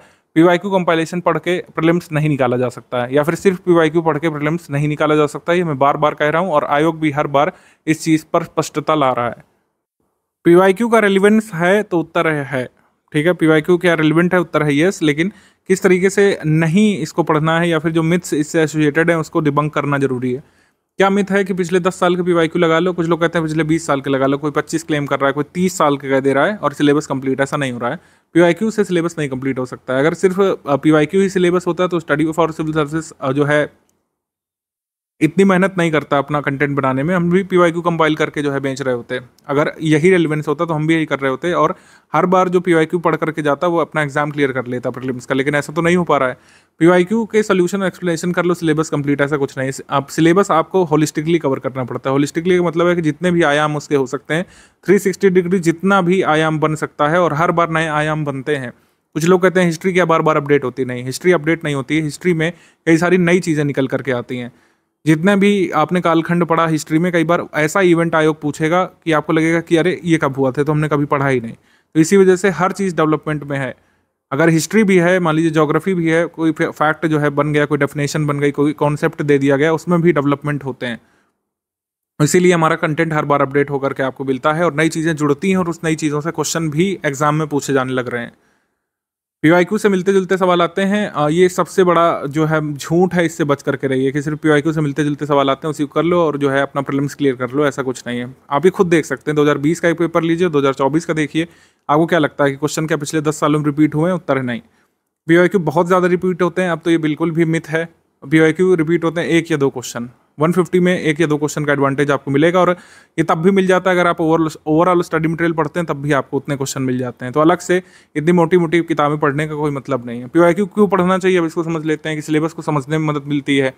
कि अगर हिस्ट्री है, जैसे एंशिएंट हिस्ट्री है, भारत का इतिहास, भारतीय राष्ट्रीय आंदोलन है, आपको पीवाईक्यू पढ़ने से अंदाजा मिलता है कि अगर मैं एंशिएंट हिस्ट्री पढ़ रहा हूँ तो फोकस किन एरियाज पर है, आयोग किन चीज़ों को पूछ रहा है, क्या आयोग जो है वर्ड मीनिंग पर फोकस कर रहा है कि शब्द का क्या अर्थ होता है, क्या ऐसे क्वेश्चन बना रहा है, क्या वंशावलियों की क्रोनोलॉजी पूछी जा रही है, क्या तथ्य पूछे जा रहे हैं, क्या कोई कॉन्सेप्ट पूछा जा रहा है, या फैक्ट इस पे पूछे जा रहे हैं, या क्या पूछा जा रहा है, किन चीज़ों पर फोकस है, ये हमको पता चलता है पीवाईक्यू देख करके कि हिस्ट्री में किन चीज़ों पर फोकस किया जा रहा है, ज्योग्राफी में क्या फैक्ट पूछे जा रहे हैं, मैप बेस्ड कितने क्वेश्चन आ रहे हैं, ये सब पीवाईक्यू से पता चल जाता है, जो कि सिलेबस को पढ़ करके नहीं पता चलता है। पीवाईक्यू से हमें ज्ञात होता है कि किस विषय से कितनी हद तक प्रश्न बन सकता है, ठीक है, और यह भी पता चलता है किस विषय से कितने प्रश्न बन रहे हैं, किस विषय से कितने प्रश्न बनते हैं, उसका एक चार्ट अभी हम आगे डिस्कस करने जा रहे हैं। किस टॉपिक से किस हद तक कितनी गहराई तक प्रश्न बन सकता है, ये हमको देखने को मिलता है कि क्या किस हद तक आयोग जा सकता है, चोल वंश में किस हद तक हमसे क्वेश्चन पूछ सकता है, क्या उनकी प्रथाओं के बारे में पूछेगा या सिर्फ चोल एडमिनिस्ट्रेशन से मतलब रखेगा, चोल अधिकारियों के बारे में पूछेगा, चोल काल में जो राजस्व व्यवस्था थी उसके बारे में पूछेगा, सामाजिक व्यवस्था थी उसके बारे में पूछेगा, कि क्या पूछेगा।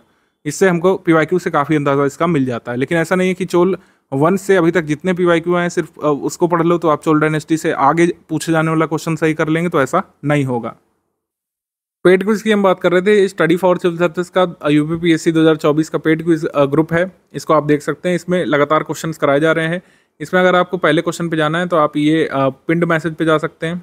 ये पिंड मैसेज पे आए, यहाँ पर जो है आपको देखने को मिल जाएगा, ये पिंड मैसेज पर आ जाएंगे। इसमें फर्स्ट क्वेश्चन का लिंक इसमें मिल जाएगा। ये फर्स्ट क्वेश्चन लिंक यहाँ पे दिया हुआ है, इस पर क्लिक कर देंगे तो ये फर्स्ट क्वेश्चन आपको यहाँ पे मिल जाएगा। पहला क्वेश्चन जो ग्रुप में अपलोड किया गया था जून 2023 में अपलोड किया गया था। आप कोशिश करिए कि जो करंट अफेयर है वो नवंबर 2023 से पहले का करंट अफेयर क्वेश्चन चाहे तो आप ना सॉल्व करिए, लेकिन बाकी क्वेश्चन आपको सारे सॉल्व करने चाहिए जितने भी पेड क्विज में कराए जा चुके हैं। सारे के सारे क्वेश्चन इंपॉर्टेंट है और इसका लाभ आपको रियल एग्जाम में मिलेगा, ठीक है। अभी नहीं पता चलता, रियल एग्जाम में आपको लाभ मिलता है जब डायरेक्टली पेड क्विज का क्वेश्चन आपके क्वेश्चन पेपर में देखने को मिलता है। इनमें से किस भगवानों को लोकपाल या विश्व के संरक्षक के रूप में माना जाता है? तो हमारा आंसर इसमें हो जाएगा ए, यहाँ पे सही है। इनमें से कौन सी तरंग जो है निर्वात या शून्य में संचारण नहीं कर सकती? मान लीजिए हम यहाँ पर चूज करते हैं जानबूझ करके गलत उत्तर, वैसे इसका आंसर जो है ये साउंड है, लेकिन मैं जानबूझ करके हीट चूज करता हूँ तो क्या होता है, यहाँ पे क्रॉस बन जाता है। जो क्रॉस है ये डिनोट कर रहा है कि मैंने जो उत्तर चूज किया वो गलत है, और सही उत्तर जो है ये टिक मार्क से आ जाता है। यहाँ पर एक वाइट टिक मार्क है, उससे पता चल जाता है कि ये सही उत्तर है। ये निशानी ध्यान रखिएगा, वाइट टिक मार्क, इससे पता चल जाता है कि ये सही उत्तर है। और सारे क्वेश्चन आपको इसके पेड ग्रुप पे लगाने हैं। आप क्या कर सकते हैं कि या तो पुराने शुरू करिए या तो अभी से नए से पीछे जाते हुए आप शुरू कर सकते हैं क्वेश्चन लगाना। और इन पेड क्विज ग्रुप में क्वेश्चन की संख्या लगातार हम आगे बढ़ाते भी जाएंगे। जैसे जैसे एग्जाम नज़दीक होगा आप देखेंगे अगस्त सितंबर में नंबर ऑफ क्वेश्चन यहाँ पे बढ़ जाएंगे और बहुत सारे क्वेश्चन हम यहाँ पर कराएंगे। और मोस्ट इंपॉर्टेंट जो टॉपिक्स होते हैं उनके क्वेश्चन हम यहाँ पर कराना शुरू कर देते हैं।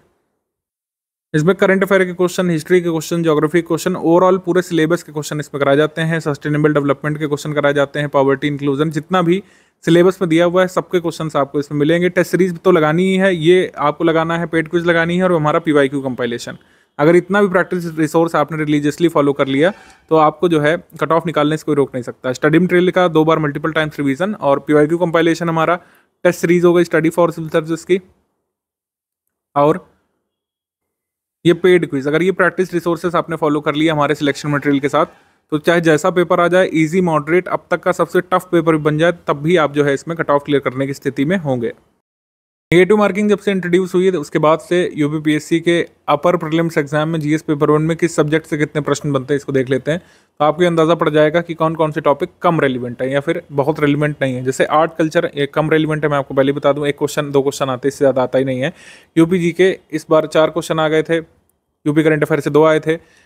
यूपी जीके से पिछले बार भी 4 क्वेश्चन आए थे 2022 में, 1 क्वेश्चन यूपी जीके से 2021 में आया था, 4 क्वेश्चन आए थे 2020 में। तो 4 क्वेश्चन तक आते हैं यूपी जीके के। तो ये भी एक छोटा टॉपिक है, लेकिन कोई भी टॉपिक इग्नोर नहीं करिए, अभी सारे टॉपिक्स पढ़े जा सकते हैं। जो बड़े टॉपिक्स हैं वो कौन कौन से, जैसे हिस्ट्री ऑफ इंडिया और नेशनल मूवमेंट। तो हिस्ट्री ऑफ इंडिया से कितने प्रश्न आते हैं? एंशिएंट से 15 सवाल आए थे, मिडिवल से यहाँ पे 5 सवाल आए थे, मिडिवल से यहाँ पे आए थे 5 सवाल, और एंशिएंट से 10 सवाल आए थे, कुल मिलाकर 15 सवाल आए थे। एंशिएंट और मिडिवल से 2022 पेपर में 15 सवाल आए थे एंशिएंट मिडिवल से, 8 सवाल आए थे एंशिएंट मिडिवल से 2021 में, और 16 सवाल यहाँ पर 2020 में आए थे।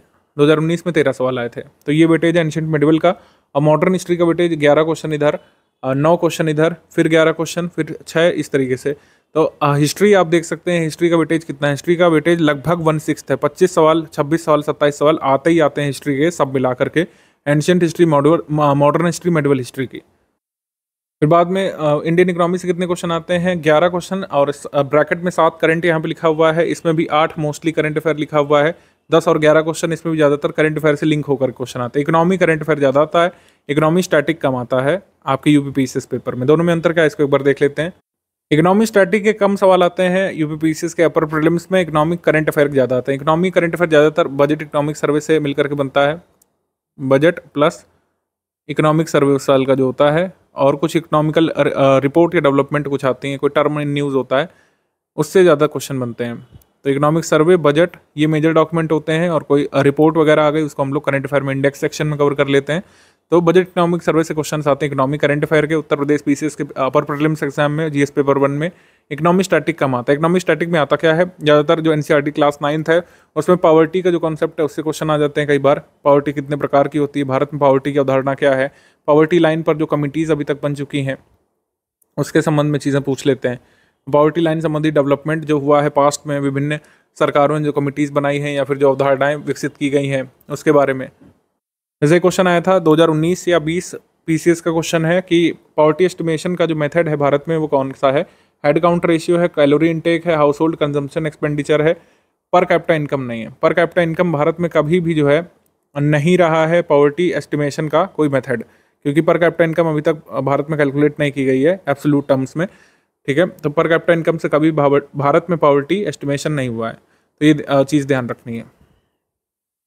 तो जो कॉन्सेप्ट अभी भी मतलब अभी डेवलप हो चुके हैं उनके बारे में चीज़ पूछी जाती है उसको हम लोग इकोनॉमी स्टैटिक बोल देते हैं। जैसे इन्फ्लेशन की जो अवधारणा है, या फिर जो कमिटीज़ बन चुकी हैं पहले, या फिर जो इनिशिएटिव सरकार ले चुकी है पहले, वो सब आ जाएगा इकोनॉमी स्टैटिक में। जैसे what is replacement level fertility, ये स्टैटिक में आ जाएगा, ठीक है। जबकि इकोनॉमी करंट अफेयर में क्या आएगा कि इस समय फर्टिलिटी रेट कितनी है भारत की, ये आ जाएगा इकोनॉमी करंट अफेयर में। तो ये उदाहरण मैंने आपको दिया। जैसे बजट इकोनॉमिक सर्वे से अगर आप देखें, बजट इकोनॉमिक सर्वे से क्वेश्चन 2021-22 बजट का आया था, तो क्या इस साल जो पेपर होगा 27 अक्टूबर को, क्या उसमें बजट 2021-22 आएगा? कतई नहीं। इस साल जो बजट आएगा 2024-25 का, उससे सवाल आएंगे। बजट में कोई नई स्कीम अनाउंस कर दी गई, इकोनॉमी में कोई नई टर्मिनोलॉजी इंट्रोड्यूस कर दी गई, कोई नया टारगेट सरकार ने अनाउंस कर दिया, या फिर इंडियन इकोनॉमी का जो कह सकते हैं इस समय कैसा फेसेट है उसके बारे में कोई डिटेल दे दी गई, चर्चा कर दी गई।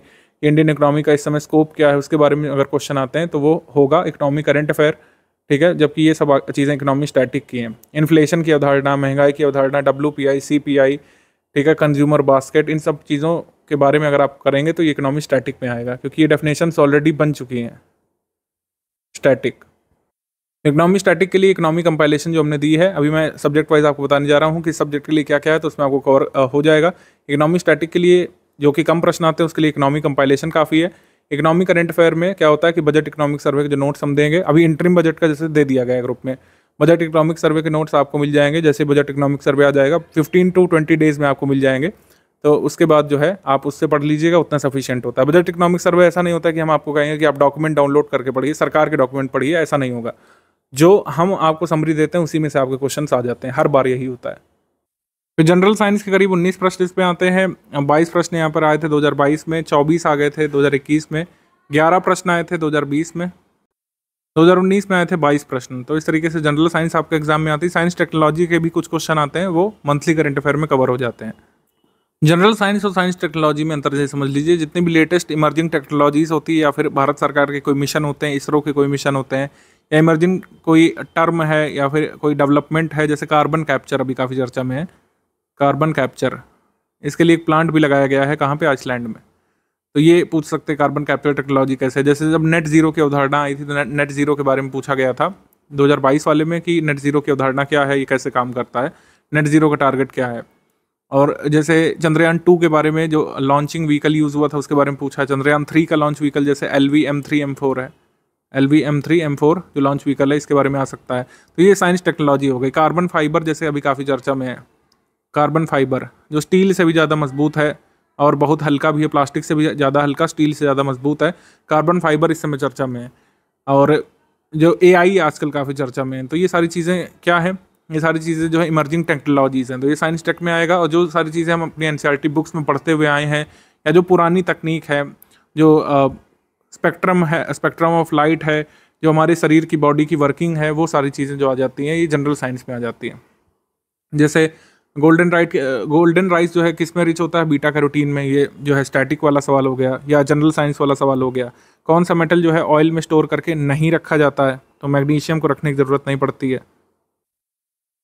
जैसे हमारे पसीने के बारे में पूछा है कि पसीना जो है ये ह्यूमिड क्लाइमेट में जल्दी सूखता है, तो ये गलत है। पसीना ह्यूमिड क्लाइमेट में देर से सूखता है। और जो है sweat evaporates faster in humid climate, तो ये दोनों ही कथन यहाँ पे रॉन्ग हो गए। तो इस तरीके से जो है हमारी बॉडी की वर्किंग संबंधी जो चीज़ें पूछी जाती हैं, जो जितने भी मटेरियल हम अपने अराउंड देखते हैं। फ्रीऑन किस में काम आता है? रेफ्रिजरेशन में। आइडोफॉर्म एंटीसेप्टिक है। ट्राई नाइट्रोग्लिसरीन विस्फोटक है, TNT।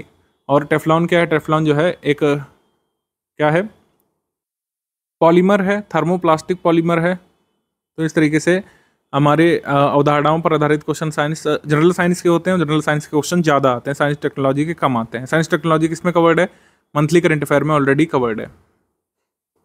इंडियन पॉलिटी के 22 प्रश्न आते हैं इसमें। 16 प्रश्न आए थे 2022 में, 26 प्रश्न आ गए थे 2021 में, 20 प्रश्न 2020 में और 20 आए थे 2019 में। तो इतने पॉलिटी के क्वेश्चन होते हैं। इंडियन ज्योग्राफी वर्ल्ड ज्योग्राफी कुल 21 सवाल आए थे। इंडियन ज्योग्राफी वर्ल्ड ज्योग्राफी से 18 आए थे 2022 में, 16 आए थे 2021 में, 16 2020 में और 2019 में 18 क्वेश्चन आए थे। इसके बाद इन्वायरमेंट इकोलॉजी के 6 प्रश्न आए थे। 8 प्रश्न इसमें आए 2022 में, 4 प्रश्न 2021 में, 13 प्रश्न 2020 में और 2019 में 12 प्रश्न आए थे। मिसलेनियस टॉपिक्स जो है इससे कई सारे क्वेश्चन आते हैं, जैसे 20 आ गए थे 2022 में, इस बार 10 ही आए थे। 12 आ चुके हैं, 22 आ चुके हैं, 16 आ चुके हैं। तो मिसलेनियस टॉपिक्स जो है काफ़ी इंपॉर्टेंट होता है। मिसलेनियस टॉपिक्स की एक ही PDF हम आपको देंगे ग्रुप में, जो दी जा चुकी है। इसके जो अपडेट्स होंगे ये आपको एग्जाम से पहले मिलेंगे। मिसलेनियस टॉपिक्स में क्या होता है, जब ग्रुप खुलता है तो आपको PDF दे देते हैं, लेकिन कुछ अपडेट होते हैं। जैसे इंटरनेशनल ऑर्गेनाइजेशन है, इसमें कोई हेड चेंज हो जाता है, कभी हेडक्वार्टर बदल जाता है, कभी कोई नेशन किसी इंटरनेशनल ऑर्गेनाइजेशन को छोड़ देता है, कभी कोई नेशन ज्वाइन कर लेता है। जैसे ISA को अभी किसने ज्वाइन किया? इंटरनेशनल सोलर लाइन्स को भी स्पेन ने ज्वाइन किया है। ठीक है, 99वां सदस्य शायद बनाया अभी हाल में करंट अफेयर में। तो ये सब अपडेट जो है आपको मिलेंगे बाद में। एग्जाम से 25 दिवस पहले करीब यानी 2 अक्टूबर तक आपको मिसलेनियस के अपडेट्स मिल जाएंगे। अभी तक का जितना भी अपडेटेड है मिसलेनियस वो आपको हमने दे दिया है। अब देखिए सब्जेक्ट वाइज स्ट्रैटेजी, ये 3 स्टेज स्ट्रैटेजी के हिसाब से लिखी है कि पहले आप जो है समरी पढ़िए, फिर कंपाइलेशन लिस्टिंग पढ़िए, फिर समरी कंपाइलेशन लिस्टिंग। कभी बेसिक बुक के भी लिए भी लिखा है किसी में, लेकिन अब इतना टाइम नहीं है। तो प्रायोरिटाइज क्या करना है स्टडी मटेरियल को, ये अब मैं आपको बताने जा रहा हूँ। तो किस स्टडी मटेरियल को प्रायोरिटी पर रखना है, ये यहाँ पे अब ध्यान से यहाँ पे सुनते समझते हुए चलिए। वो पेड ग्रुप में काफ़ी सारी चीज़ें दिख रही होंगी। बेसिक बुक की PDF दिख रही होगी, पापा PDF कई बार दिख रही होगी, या फिर समरी PDF हमारी दिख रही होगी। अब सब कुछ स्टडी करने का समय नहीं है, तो किस सब्जेक्ट के लिए क्या क्या स्टडी करना है इसको देखिए। हिस्ट्री के लिए आपको कंपाइलेशन PDF और लिस्टिंग PDF यहाँ पर मिल चुकी होगी। कंपाइलेशन लिस्टिंग PDF ये सफिशिएंट है हिस्ट्री के लिए। फिर PYQ से आपको हिस्ट्री क्वेश्चंस के सारे मतलब हिस्ट्री के सारे क्वेश्चंस की प्रैक्टिस करनी है, जो टॉपिक वाइज PYQ कंपाइलेशन दिया गया है उसमें से। और टेस्ट सीरीज से हिस्ट्री क्वेश्चंस आप सॉल्व करेंगे। पेड क्विज से तो करेंगे ही, पेड क्विज जितनी भी आएगी, मतलब पेड क्विज में मिक्स क्वेश्चन कराए जाते हैं, तो हिस्ट्री के जितने भी क्वेश्चंस पेड क्विज में होंगे वो हेल्प करेंगे। तो इस तरीके से हिस्ट्री की प्रिपरेशन यहाँ पे कंप्लीट होगी। इसके अलावा एडिशनल कुछ नहीं पढ़ना है, कोई बेसिक बुक या फिर कोई फलां बुक, फलां पब्लिशर की माउंटेन हिस्ट्री की बुक, ये सब नहीं पढ़िएगा आप। Compilation listing study for civil services की पढ़िए, जो लेटेस्ट एडिशन आपको ग्रुप में दिया गया है। PYQ से हिस्ट्री क्वेश्चंस लगाइए, टेस्ट सीरीज से हिस्ट्री क्वेश्चंस लगाइए और पेड क्विज से, इतना सफिशिएंट है। फिर भूगोल पे आ जाते हैं। भूगोल में भी ऐसा ही करना है जैसे हिस्ट्री में आपको लिस्टिंग कंपाइलेशन मिल चुकी होगी। कंपाइलेशन पीडीएफ में जितने मैप जरूरी हैं वर्ल्ड हिस्ट्री के लिए वो सब हमने लगा दिए हैं। मैप के लिए अलग से कुछ नहीं पढ़ना है, जितने भी मैप जरूरी हैं हमने कंपाइलेशन पीडीएफ में लगा दिए हैं, वही सफिशिएंट है और हर बार उसी से सवाल आ जाते हैं आपके एग्जाम में। ठीक है, इससे कंफ्यूज नहीं करिएगा। आपको जितना भी मैप वगैरह स्टडी करना है वर्ल्ड ज्योग्राफी के लिए वो कंपाइलेशन पीडीएफ मिल जाएगा। जितने भी फैक्चुअल क्वेश्चन आते हैं, मैचिंग वाले क्वेश्चन, चूज नॉट करेक्ट वाले क्वेश्चन ज्योग्राफी में काफ़ी सारे बनते हैं, वो इससे कवर हो जाएंगे। पीवाईक्यू से ज्योग्राफी के क्वेश्चन सारे लगाइए और प्रैक्टिस करिए टेस्ट सीरीज के क्वेश्चन, क्विज से प्रैक्टिस करिए ज्योग्राफी क्वेश्चन, इतना यहाँ पे सफिशिएंट होगा। और बाकी वीडियो क्लासेस भी यहाँ पर कुछ कुछ जो ज़रूरी होंगी वो आपको दे दी जाएंगी ज्योग्राफी की, खास करके कि मैपिंग वाली सब चीज़ें आपको वीडियो क्लासेस के माध्यम से समझा दी जाए। राज्य व्यवस्था में सेम है, सबव है, आपको कंपाइलेशन लिस्टिंग मिल गई होगी पॉलिटी की, वही सफिशिएंट है अपने आप में। बाकी आप क्वेश्चन कर सकते हैं पीवाईक्यू वाले क्वेश्चन जरूर लगाइए। पीवाईक्यू तो टॉपिक वाइज जितना दिया हुआ है सारे रेलिवेंट क्वेश्चन ही हमने रखे हैं, पीवाईक्यू सारे लगाइए सब्जेक्ट वाइज, उतना ही सफिशिएंट होगा पॉलिटी के लिए। क्विज में क्वेश्चन आएंगे पॉलिटी के, टेस्ट सीरीज में आएंगे, वो सफिशिएंट है। स्टैटिक इकोनॉमी के लिए इकोनॉमिक कंपाइलेशन आपको मिलेगी, बजट की समरी मिल जाएगी, इकोनॉमिक सर्वे की इंटरिम बजट की दी जा चुकी है, यूपी बजट की समरी दी जा चुकी है। तो ये है, इकोनॉमी में कोई लिस्टिंग नहीं होती है, इकोनॉमी में कोई भी लिस्टिंग नहीं होती है। इकोनॉमिक कंपाइलेशन होती है स्टैटिक के लिए और इकोनॉमिक करंट अफेयर के लिए बजट इकोनॉमिक सर्वे के नोट्स हम लोग देते हैं और ये आपको मिलेगा जब बजट ऑफिशियल सरकार जुलाई में जारी करेगी। अब तो नए बजट से सवाल आने हैं, ध्यान रखिए। इंटरिम बजट और नया बजट से आएगा। पिछले साल का जो बजट है 23-24 वाला, अब उसको छोड़ सकते हैं। एनवायरमेंट में लिस्टिंग कंपाइलेशन आपको पढ़नी है, पीवाईक्यू देखना है, टेस्ट के क्वेश्चन लगाने हैं, जनरल साइंस में भी यही करना है। तो इस तरीके से है। और करंट अफेयर में आपको बता दिया मंथली करंट अफेयर कहाँ से कहाँ तक पढ़ना है, ऑलरेडी हम यहाँ पर बता चुके हैं। जहाँ से दिया गया है यानी कि नवंबर से आप एक काम कर सकते हैं, करंट अफेयर को इफेक्टिव तरीके से तैयार करने के लिए पीछे जाते हुए हमेशा तैयार करिए। पीछे जाते हुए का मतलब यह है कि अभी जैसे क्या चल रहा है, अभी जून है तो आपके पास पीडीएफ होगी मई मंथ की पीडीएफ होगी, मई को पहले करिए, फिर अप्रैल वाली पीडीएफ को करिए, फिर मार्च वाली पीडीएफ को करिए,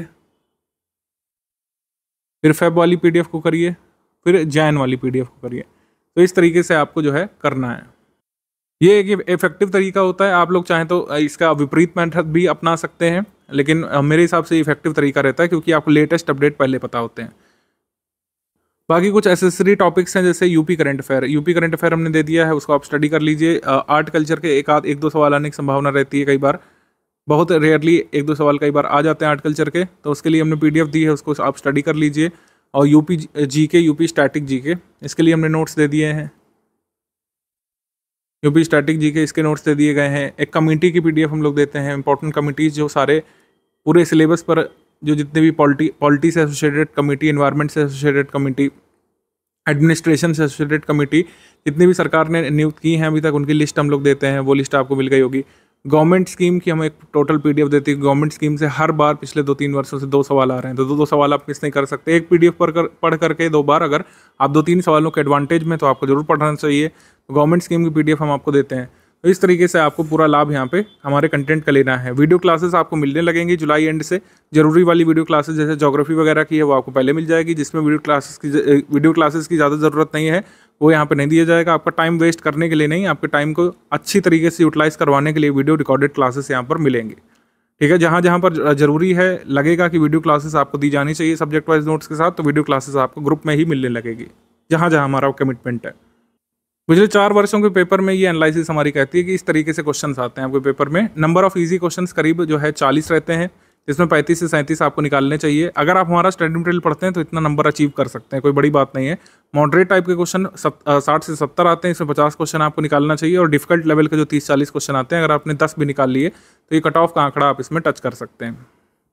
नोट मेकिंग के लिए कई लोग पूछते हैं क्या नोट्स बनाने चाहिए। जो लास्ट में हमने प्रायोरिटी बेस्ड स्टडी मटेरियल जो आपको बताया, जिन पर प्रायोरिटी आपको रखनी है लिस्टिंग कंपाइलेशन, वो ऑलरेडी ज़्यादातर चीज़ें नोट्स फॉर्म में है, ऑलरेडी वो नोट्स फॉर्म में है। अगर आप उनको शॉर्ट कर सकते हैं, उनमें से शॉर्ट रेलिवेंट क्रिस्प इन्फॉर्मेशन जो पीवाईक्यू के अनुसार हो उसको अगर निकाल सकते हैं तो नोट करिए। अदरवाइज नोट मेकिंग अब मैं यहाँ पर मैंडेटरी नहीं मानूंगा। अगर आपको लगता है कि नोट मेकिंग आपकी स्किल्स को इन्हेंस करती है तो जरूर नोट मेकिंग कर सकते हैं, लेकिन अगर आपको लगता है कि बहुत टाइम कंज्यूमिंग है, आप नहीं वहाँ तक पहुँच पा रहे हैं, तो उसको इग्नोर भी कर सकते हैं। मतलब पेपर क्लियर करने के लिए क्या नोट मेकिंग करना ज़रूरी है, हो सकता है, लेकिन क्या ये मैंडेटरी है, क्या इसके बिना पेपर नहीं क्लियर हो सकता? तो मैं कहूँगा ऐसा नहीं है। मंथली करंट अफेयर है, वो ऑलरेडी नोट्स फॉर्म में, आप उसको मल्टीपल टाइम्स रिवाइज करिए, उसका नोट मेकिंग करने की ज़रूरत क्या है, वो ऑलरेडी बहुत शॉर्ट में। ठीक है, अगर आप उसको 1 पेज में ला सकें, 2 पेज में ला सकें, आप जो है 15-16 पेज की PDF को अगर आप 1-2 पेज में ला सकते हैं बहुत शॉर्ट लिख करके, तो आप ऐसा चाहें तो कर सकते हैं। अगर ये स्किल आपके पास नहीं है तो फालतू में टाइम वेस्ट करने की ज़रूरत नहीं है, मल्टीपल टाइम्स रिवीजन पर भी रिलाई कर सकते हैं। नोट मेकिंग करने का एक मेथड मैं अभी आगे इसमें जोड़ दे रहा हूँ, जो हमने पेड ग्रुप को बताया था। आप इसको चाहें तो अपना सकते हैं, अदरवाइज मल्टीपल टाइम्स रिवीजन भी अपने आप में सफिशिएंट है। और इसके बाद वीडियो नंबर 2 देख लीजिए, स्ट्रैटेजी वीडियो के बाद पेड ग्रुप में स्टडी मटेरियल कैसे देखने वाला वीडियो देख लीजिए। आई थिंक इतना सफिशिएंट है। बाकी अगर आपका कोई डाउट है तो आप डिस्कशन ग्रुप में पूछ सकते हैं। डाउट क्लियरेंस वाला जो ग्रुप है, डाउट क्लियरेंस वाले ग्रुप में पूछ सकते हैं। उसमें जो भी आप डाउट पूछेंगे विदिन 6 आवर्स उसका आपको रिप्लाई किया जाता है। जो लोग 9000 वाले ग्रुप में है उनको डाउट क्लियरेंस वाला सपोर्ट मिलता है। कोई भी आप डाउट पूछेंगे, चाहे वो हिस्ट्री का डाउट हो, करंट अफेयर का डाउट हो, पॉलिटी का हो, वो अगर डाउट आपका यूपीपीएससी प्रीलिम्स सिलेबस के एम्बिट में आता है तो आपके डाउट को अच्छी तरीके से बताया जाता है। आपका कोई कन्फ्यूज़न है, जैसे मैंने बताया कि टाइगर रिजर्व के बारे में एक स्टूडेंट को बहुत कन्फ्यूज़न था, तो उसका वीडियो बना करके हमने समझाया। वो वीडियो भी लगाया भी स्ट्रैटेजी में, आपने देखा होगा। पूरी तरीके से आपके डाउट को सॉल्व किया जाएगा। अगर आपका डाउट सिलेबस संबंधित है, हर तरीके से आपके डाउट को सॉल्व करने का प्रयास किया जाएगा। मिसलेनियस टॉपिक्स में ये सारी चीज़ें आती हैं। अब इसमें देखिए कई बार कुछ अपडेट होते हैं, ठीक है। तो जो अपडेट अगर मान लीजिए होता है NFHS का, मान लीजिए नया डेटा आ जाता है आपके एग्जाम से पहले, तो उसका जो अपडेट है वो हम कब देंगे आपको? 2 अक्टूबर तक दे देंगे। एग्जाम से 25-26 दिवस पहले हम जो भी अपडेट होता है मिसलेनियस का वो आपको दे देते हैं। लेकिन ऐसा नहीं कि मिसलेनियस अभी पढ़ना ही नहीं है। मिसलेनियस आप पढ़िए, जो भी अभी तक दिया गया अपडेटेड आप उसको पढ़ते रहिए। कोई भी अपडेट होगा अलग से आपको दिया जाएगा उसमें। वीडियो नंबर 2 आप देख सकते हैं, स्टडी मटेरियल कैसे देखने वाला वीडियो। स्ट्रैटेजी आई होप मैंने सारी चीज़ें क्लियर कर दी हैं। फिर भी आपको कोई डाउट है तो आप डाउट क्लियरेंस वाले ग्रुप में पूछ सकते हैं।